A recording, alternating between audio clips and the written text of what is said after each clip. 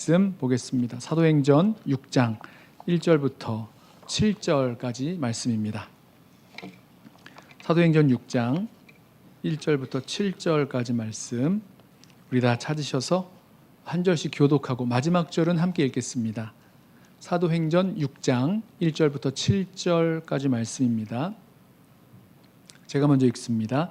그때에 제자가 더 많아졌는데 헬라파 유대인들이 자기의 과부들이 매일의 구제에 빠짐으로 히브리파 사람을 원망하니 12사도가 모든 제자를 불러 이르되 우리가 하나님의 말씀을 제쳐놓고 접대를 일삼는 것이 마땅하지 아니하니 형제들아 너희 가운데서 성령과 지혜가 충만하여 칭찬받는 사람 7을 택하라.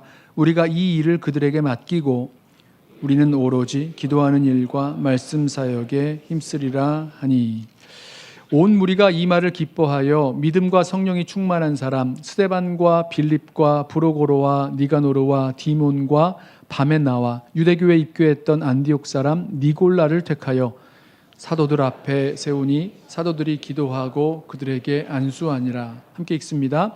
하나님의 말씀이 점점 왕성하여 예루살렘에 있는 제자의 수가 더 심히 많아지고 허다한 제사장의 무리도 이 도에 복종하니라.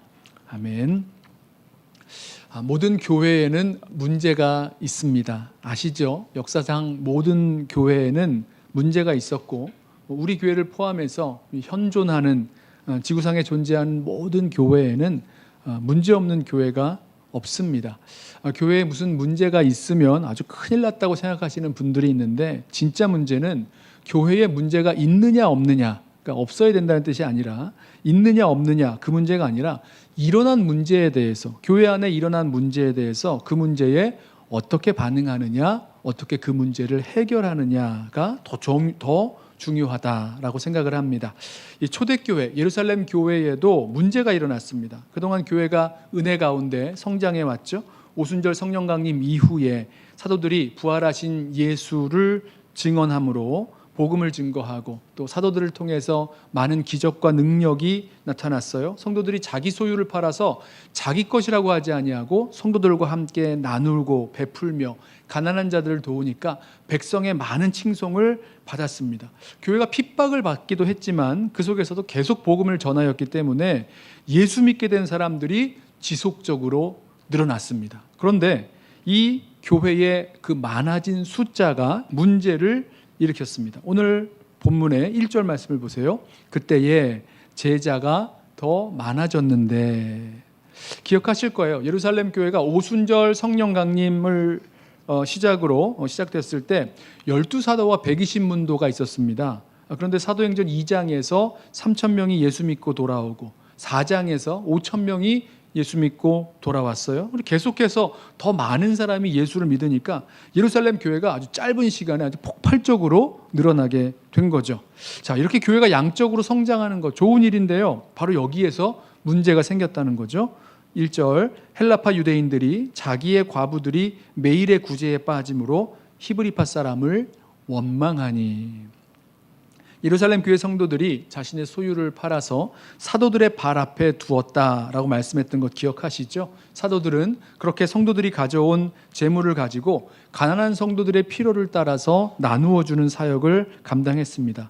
아마도 이게 12사도를 중심으로 이 구제 사역이 이루어졌던 것 같아요. 그런데 교회가 커지고 사람이 많아지고 그러다 보니까 이 구제 사역에서 빠지는 사람들, 놓치는 사람들이 생겼다는 거죠. 헬라파 유대인들이 보니까 이상하게도 자꾸만 그 놓치는 사람들이 헬라파 과부들이 매일의 구제에서 제외되는 겁니다. 한두 번 실수할 수도 있는 거겠지만 매일 그런 일들이 반복되니까 자연히 원망하기 시작했어요. 여기서 헬라파 유대인이란 해외에서 살다가 예루살렘으로 돌아온 그런 유대인들을 말합니다. 우리식으로 말하면 해외 교포 같은 거죠. 해외에서 살다가 이 사람들이 메시아가 오실 것을 대망해서 예루살렘으로 돌아온 사람들, 해외에서 태어나고 해외에서 자라고 해외에서 생활하다가 예루살렘으로 왔으니까 겉모양은 유대인이지만 좀 다르죠. 말도 하는 말이 헬라어를 주로 쓰니까 그래서 이제 헬라파 유대인 이렇게 불렸고요. 생활 습관도 다르고 사고 방식도 좀 다른 그런 사람들이었습니다. 그런데 예루살렘으로 돌아온 헬라파 유대인들 중에서 예수 믿는 사람들이 생긴 거예요. 그리고 그 중에 과부들도 있었습니다. 헬라파 과부들이죠. 그런데 바로 그 사람들, 교회가 그 헬라파 과부들을 구제할 때 빠뜨리고 히브리파 과부들만 도와주는 겁니다. 그러자 헬라파 유대인들이 히브리파 사람들을 원망하기 시작했어요. 여기서 원망이라고 번역된 헬라어 단어가요, 공기스모스라는 단어인데요. 재미있는 단어입니다. 막 투덜거리는 그 소리를 이렇게 표현하는 단어예요. 투덜거리며 막 이렇게 불평하고 원망하는 거죠. 출애굽기를 보면 이스라엘 백성이 애굽에서 나와서 광야를 걸어갈 때에 뭐 물이 없다, 먹을 게 없다, 길이 힘들다, 뭐 전쟁이 난다, 뭐 이러면서 원망한 일들이 있었어요. 같은 단어를 사용합니다. 사도 바울이 성도들을 향해서 모든 일에 원망과 시비가 없이 하라 말씀했는데, 오늘 이 사도들이 이 구제와 접대, 이 금전 출납을 하는 일에 있어서 원망과 시비가 생겨난 거죠. 헬레파 사람들이 이렇게 말했을 거예요. 이 사도들과 히브리파 사람들을 보니까 아니 지들끼리만 도와주고 우리는 쏙 빼놓고 우리를 차별하는 게 틀림없어. 분명히 몇 번이나 이렇게 우리를 이 매일의 구제에서 소외시켰잖아. 어떻게 그럴 수가 있어? 이러면서 헬라파 유대인들이 원망하기 시작했다는 겁니다. 여러분, 교회 안에 원망이 생기면요, 이 원망이 누군가를 향한 비난이 되고 비판이 되고 또 분노하게 됩니다. 원망하는 사람들 또 원망받는 사람들 사이에 이렇게 틈이 생겨요. 시시비비를 가리느라 뭐 잘했다 잘못했다 설전이 오고 가고 그냥 그 사이에 틈이 생깁니다. 그리고 마귀가 그 틈을 이용해서 교회를 균열하게 만들고 또 팔을 나누게 만듭니다. 에베소서 말씀을 보면요, 유명한 말씀이죠. 마귀에게 틈을 주지 말아라, 이런 말씀이 나오는데요. 그 틈이 어디서 생긴 거냐면 성도들 사이에서 분내고 다투고 원망하고 시비를 벌이면서 생긴 그런 틈이라는 겁니다. 원망은 틈이 벌어지게 하고 다투고 분열하게 하기 때문에 이게 간단한 문제가 아니죠. 작은 문제가 아닙니다. 별거 아니야 라고 그냥 넘겨버릴 문제가 아니라는 거예요. 자, 이런 문제가 생겼을 때, 교회 안에 원망과 갈등이라는 이런 문제가 생겼을 때 이 문제를 어떻게 받아들이고 어떻게 해결해야 되는가. 결론적으로 보면 사도들과 이 예루살렘 교회는요, 이 원망과 갈등의 문제를요 아주 잘 해결해냅니다. 오늘 말씀의 마지막 절 보세요. 7절입니다. 하나님의 말씀이 점점 왕성하여 예루살렘에 있는 제자의 수가 더 심히 많아지고 허다한 제사장의 무리도 이 도에 복종하니라. 이 문제를 얼마나 잘 해결했느냐면 하나님 말씀이 다시 왕성해졌고 제자의 수는 전보다 더 심히 많아졌다. 제자의 수가 많아서 생겼던 문제였는데 제자의 수가 심히 더 많아졌음에도 불구하고 문제를 해결했으니 정말 그 문제를 제대로 해결한 것으로 보입니다. 자, 사도들과 예루살렘 교회가 이 문제와 위기를 어떻게 극복했는지 그 모습 속에서 몇 가지 원리를 좀 찾아서 우리 함께 좀 배워보려고 하는데요. 먼저는요, 이 원망과 위기의 이 시간을 자신을 돌아보는 계기로 삼았습니다. 보세요. 2절 보실까요? 12사도가 모든 제자를 불러 이르되 우리가 하나님의 말씀을 제쳐놓고 접대를 일삼는 것이 마땅하지 아니하니. 사도들은 헬라파 유대인들의 원망과 불평을 가볍게 여기거나 무시하지 않았죠. 그대로 수용했고 또 인정하면서 성숙하게 받아들였는데 이 기회를 자신을 돌아보며 이 사역의 균형을 잡는 그런 계기로 삼았습니다. 보통 이제 원망하는 이야기를 들으면요, 억울한 마음에 그 오해를 풀겠다는 생각으로 이런저런 변명을 하기 시작합니다.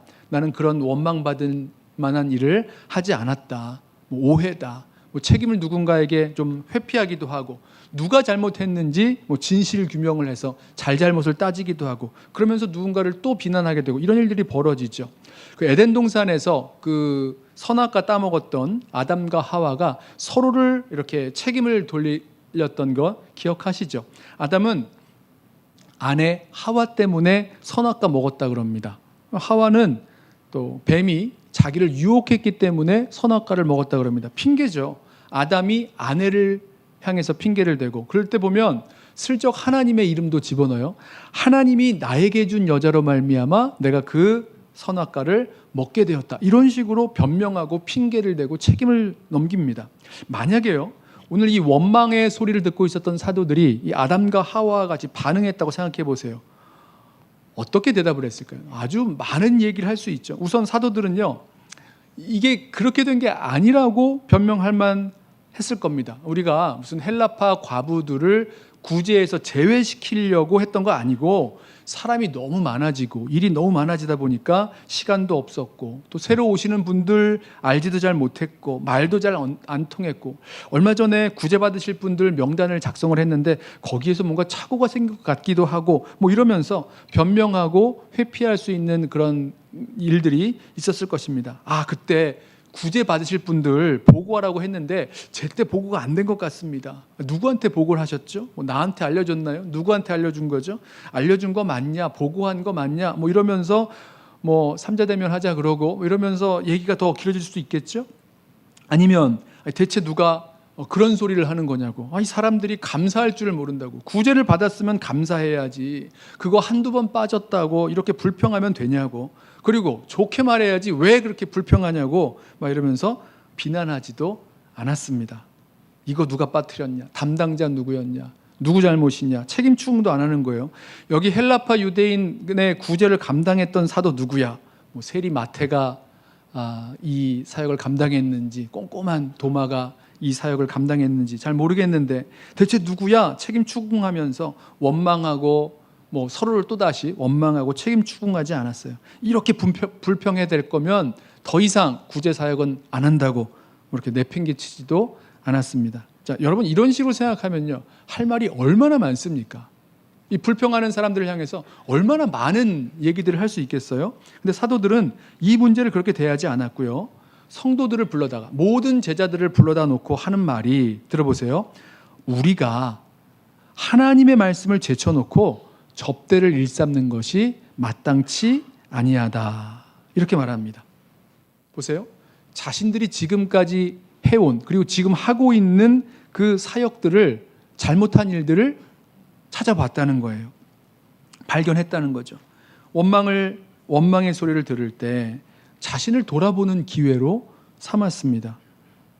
상황 때문에 핑계를 돌리는 것도 아니고, 나는 잘못한 일 없다 이렇게 핑계대는 것도 아니고, 변명하는 것도 아니고, 누구에게 책임을 떠넘기고 추궁하는 것도 아니고, 내가 무엇을 잘못했는지, 우리가 무엇을 잘못했는지 자기 자신을 돌아보는 계기로 삼았다는 겁니다. 아주 굉장히 중요한 성찰이에요. 여러분, 사도들이 자신을 돌아보니까 그동안 성도들의 그 필요를 채워주기 위해서 고군분투 동분서주 막 이렇게 들고 뛰었는데, 그러다 보니까 정작 자신들이 해야 할 가장 중요한 사명, 말씀 사역을 잃어버리고 있었다는 것을 발견하는 거죠. 자신을 성찰했어요. 그리고 이 사역의 균형을 다시 찾아가기 시작합니다. 여러분, 원망의 소리를 들을 때, 누군가로부터 원망받을 때 속상하시죠? 억울하시고 해명하고 싶고 문제를 풀고 싶고 그런데요. 자, 이럴 때에 그 원망을 들을 때 가장 먼저 해야 할, 오늘 우리 본문에서 우리가 배워야 될 모습이 있는데요. 그 기회를 자기 자신을 제대로 돌아보며 성찰하는 그런 계기로 삼을 수 있기를 바랍니다. 거기서부터 문제가 해결되는 거죠. 두 번째는요, 문제 해결에 초점을 두는 것이 아니라 자기 자신을 부르신 부르심의 자리로 돌아가는 거였습니다. 본질적인 사역의 자리, 부르심의 자리로 돌아가는 것. 4절을 볼까요? 우리는 오로지 기도하는 일과 말씀 사역에 힘쓰리라. 사도들이 하는 얘기예요. 자신을 부르신 그 본분대로 말씀 사역과 기도하는 일에 힘쓰겠다라고 말합니다. 자신의 부르심, 자신이 해야 될 그 사명, 본질적인 사명으로 돌아가겠다는 거죠. 여러분, 교회 안에 일어나는 문제들, 이걸 어떻게 해결해야 되는가? 아닌 것 같지만 말씀과 기도가 바로 설 때 그때 문제가 해결됩니다. 하나님 말씀이 교회 안에 아주 분명해져서 성도들이 그 말씀에 모두가 다 같이 확신을 가지고 믿음으로 나아갈 수 있으면 문제가 거기서 해결돼요. 그리고 기도로 이 말씀이 우리들 가운데 떨어져서 기도로 불이 붙으면 그 다음에는요, 문제될 만한 일이 사실은 없습니다. 조금 힘들고 어렵고 무리가 되고 그래도 이거 감당할 수 있는 마음도 있고 능력도 생기는 거예요. 사도들은 바로 그 역할을 감당해야 되는 거죠. 자신의 부르심인 기도하는 일과 말씀 사역에 전념함으로 이 모든 문제를 해결할 수 있게 되는 겁니다. 거기로 돌아가겠다는 겁니다. 사도행전 5장 42절, 우리 보면 바로 앞절인데요. 이 보면 이렇게 말씀해요. 사도들이 핍박을 받고 있었잖아요. 그 대제사장과 공회에 그런 핍박과 위협을 받고 있었는데 그 속에서도 어떻게 했냐면 날마다 성전에 있든지 집에 있든지 예수는 그리스도라고 가르치기와 전도하기를 그치지 아니하니라. 예수의 증인된 사도로서 하나님 말씀을 가르치고 전하는 것, 이것이 사명이고 부르심이었습니다. 그런데 일이 많아지면서 사도들이 해야 할 정작 중요한 그 사명을 잃어버리고만 자신의 모습을 발견하고 이제 바로 거기로 그 부르심의 자리로 말씀과 기도의 사명을 감당하는 자리로 돌아가겠다는 거죠. 오래전에 읽은 책입니다마는 나인 막스라는 책이 있었어요. 건강한 교회의 9가지 특징이라는 제목으로 번역이 됐는데요. 이 9가지 특징 중에서요, 건강한 교회의 9가지 특징에서 그 첫 번째가 강해 설교라고 꼽더라고요. 독특하죠? 어떻게 강해 설교가 이 건강한 교회의 첫 번째 특징인가?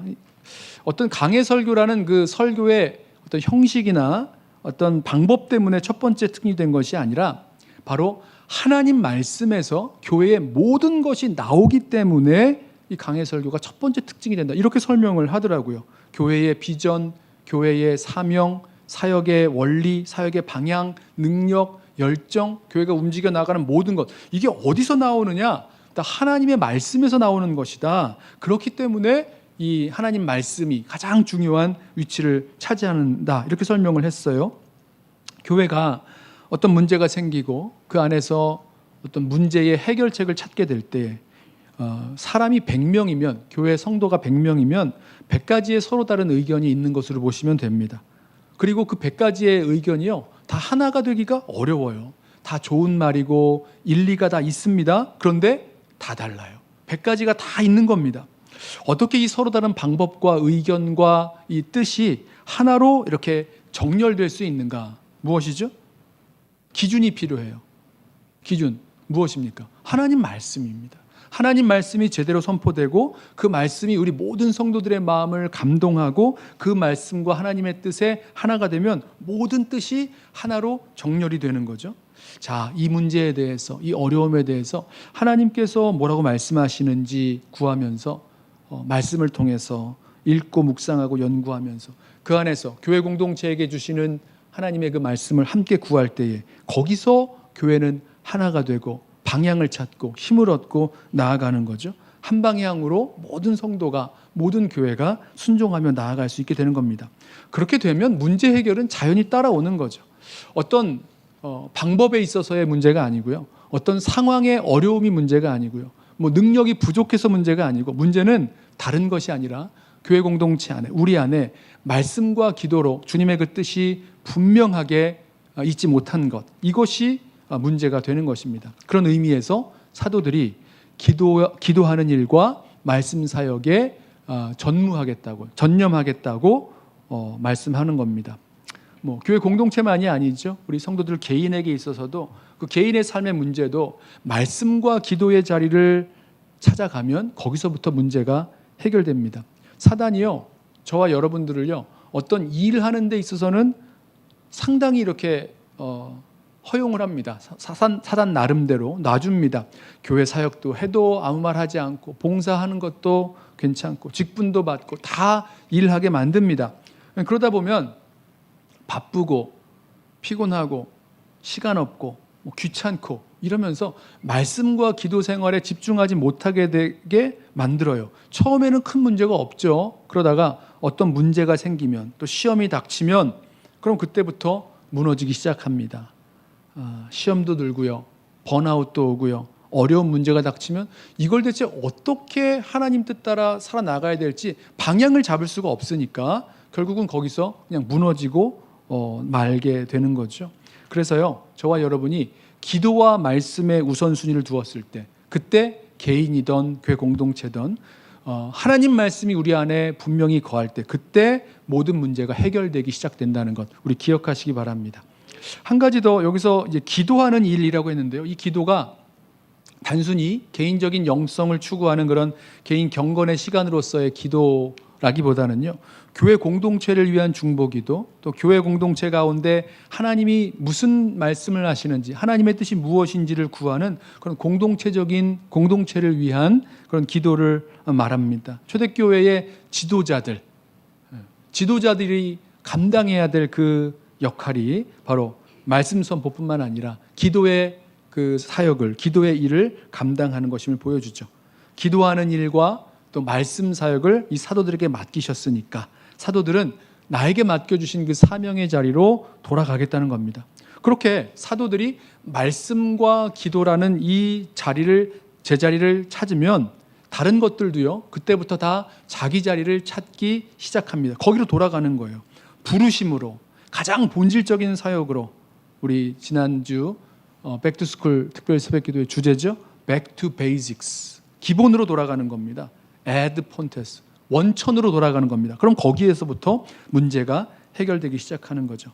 자, 우리도 우리 교회 공동체뿐만 아니라 우리 성도들 한 분 한 분도 말씀과 기도라는 그 교회와 성도의 신앙생활의 기본으로 또 그 능력의 원천으로 되돌아가시기 바랍니다.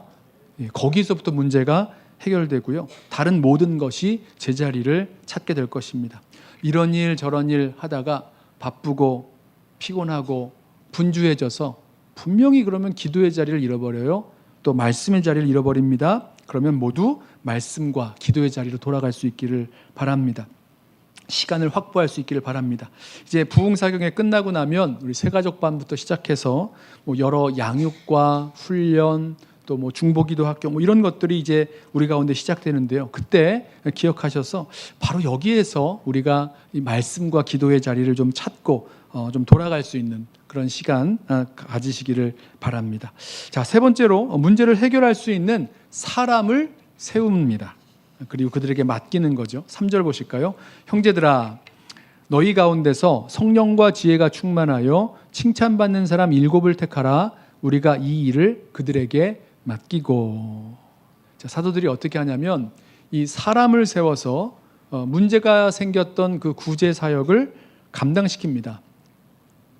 그 사도들에게 집중되어 있던 그 사역의 짐, 그리고 사도들만 가지고 있었던 교회 공동체 안의 그 지도력, 이런 것들을 성도들에게 나누는 일, 나누어 맡기는 일에 주목하는 거죠. 좀 특이한 점이 있다면 사도들이 7집사를 직접 이렇게 지명할 수도 있었을 텐데 그렇게 하지 않고 사도들이 제자들에게, 성도들이죠, 제자들을 불러 모아서 그들에게 7집사를 선택하게 합니다. 성도들이 뽑은 7집사를 통해서 사도들은 그 구제 사역을 맡기게 될 텐데 거기에 하나님의 뜻이 담겨 있음을 인정하고 나아가는 거죠. 하나님께서 성도들에게 정말 필요한 은사와 재능 주셨고 또 그것을 통해서 교회 공동체를 섬길 수 있게 하셨다라는 그런 믿음이 있기 때문에 이렇게 할 수 있었던 것 같습니다. 뭐 그렇다고 해서 아무나 다 세울 수는 없죠. 리더십으로 교회의 리더의 그 역할을 감당하는 거기 때문에 아무나 세울 수는 없죠. 그냥 그 아무나 택하지 않고 그 어떤 사람을 택해야 할지 교회 공동체 가운데 기준을 제시하는데요. 세 가지가 나오는데 누가 교회의 그 사역을 하나님의 일에 적합한지를 우리가 알 수 있는 그런 기준으로 볼 수가 있습니다. 세 가지예요. 먼저는 성령 충만한 사람입니다. 성령 충만한 사람이 교회 공동체를 섬겨야 되는 거죠. 왜 그렇습니까? 세상에서 높이 평가하는 개인의 어떤 뭐 재능이나 능력이나 업적이나 그거 가지고 교회 공동체의 리더가 되는 게 아니고요. 성령 충만한 사람이어야 된다는 겁니다. 왜죠? 성령 충만한 사람은 성령의 지배를 받고 성령의 인도하심을 받는 사람이기 때문이에요. Walk by the Spirit, led by the Spirit. 성령을 따라 행하고 성령의 인도하심을 받는 사람. 바로 이런 사람들이 교회를 섬겨 나갈 수 있는 거죠. 리더로 세워져야 되는 거죠. 안 그러면요, 성령 충만한 사람이 아니라면 교회를 섬기는데 자기 마음대로 섬기는 겁니다. 자기 하고 싶은 대로 섬기게 되는 겁니다. 그런 사람이 교회 리더가 돼서는 안 된다는 거죠. 그러므로 우리 교회 중직자로 세워지는 우리 교회 리더로 세워지는 분들 잘 기억하세요. 교회에서 섬기는 자로 나아갈 때에 자기 마음대로 섬기는 거 아닌 거죠. 어떻게 해야 되죠? 늘 성령 충만하셔서 성령의 인도하심을 구하고 하나님의 뜻을 구하면서 겸손하게 섬기셔야 될 줄로 믿습니다. 또 한 가지는 지혜가 충만한 사람입니다. 우리가 그냥 지혜롭다고 하면 뭔가 어떤 일에 대해서 분별력이 있고 통찰력이 있고 큰 그림을 볼 줄 알고 뭐 할 말 안 할 말 제대로 잘 구분하고 이런 걸 지혜롭다 그러잖아요. 그런데 성경에서 말하는 그 지혜는요 조금 다릅니다. 잠언이 분명히 말씀하죠. 지혜로운 자는 어떤 사람이냐면 하나님을 경외하는 자라고 말씀합니다. 그러니까 문제가 무엇인지 알고 해결할 수 있는 그런 능력자가 아니라 지혜로운 사람, 하나님 경외하는 사람. 문제를 바로 발견하고 그것을 어떤 식으로 해결해야 될지 알고 있는 건 똑똑한 사람이 아니라 하나님을 경외하는 지혜로운 자라는 거죠. 왜냐? 하나님을 경외하기에 누가 보든 보지 않던 정말 순전하고 겸손하게 정직하고 충성스럽게 그 모든 일을 감당하기 때문입니다. 마지막으로 칭찬받는 사람을 택하라 그랬어요. 다른 사람들의 인정을 받는 거죠. 특별히 이 칭찬을 들을 때 가까운 사람으로부터 칭찬을 듣는 사람들, 인정받는 사람들입니다. 왜죠? 이미 삶에서 증명됐다는 거죠. 성령 충만하고 지혜로워서 하나님의 뜻에 따라서 모든 일들을 잘 감당하는 사람들이라고 칭찬받는 사람들. 이런 사람들이 진짜죠. 칭찬받는 사람들.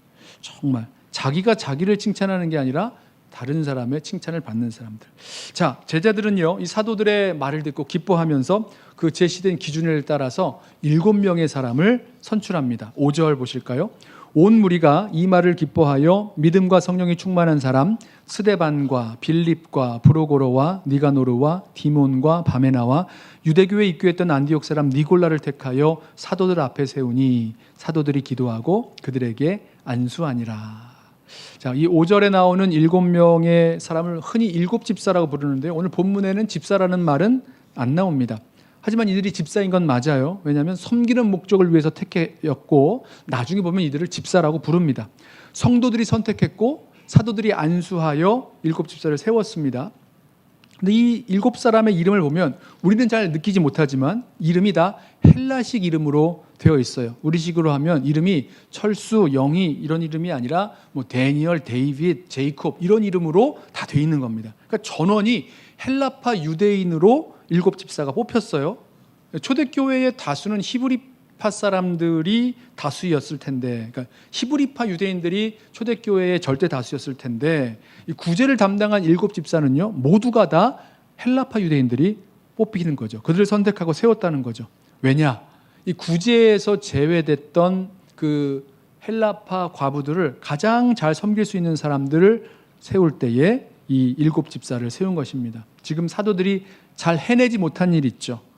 그 구제에서 7 사도들이 그 헬라파 과부들을 이렇게 누락시켰던 일, 이 일을 가장 잘 해내고 교회가 가지고 있는 문제를 잘 해결해낼 수 있는 사람들을 세웠다는 겁니다.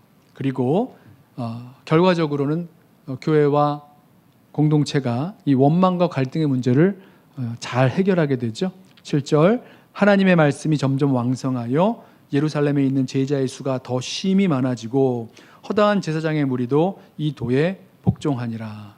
세 가지 결과가 나오는데요. 이 사도들이 선택하고 했던 그것과 연결이 됩니다.